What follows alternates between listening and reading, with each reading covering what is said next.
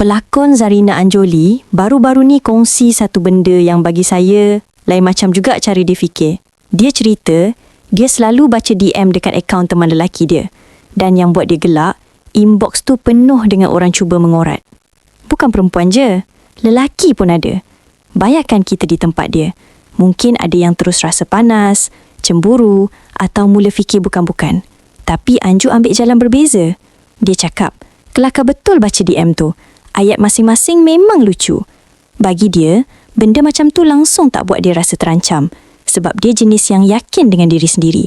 Dia bukan perempuan yang akan melenting, maki orang atau cari gaduh semata-mata sebab orang cuba try pasangan dia. Cara dia fikir simple je.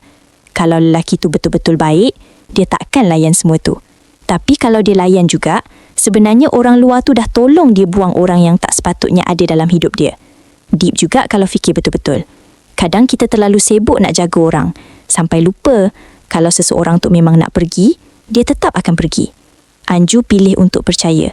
Bukan sebab dia tak peduli, tapi sebab dia tahu nilai diri dia sendiri. Pelakon Anak Pontianak tu juga percaya, selagi pasangan dia tahu batas, tak ada sebab untuk dirasa goyah.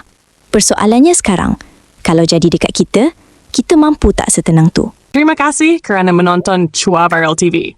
Jangan lupa like, komen dan subscribe untuk terus dapatkan update terkini tentang dunia hiburan Malaysia.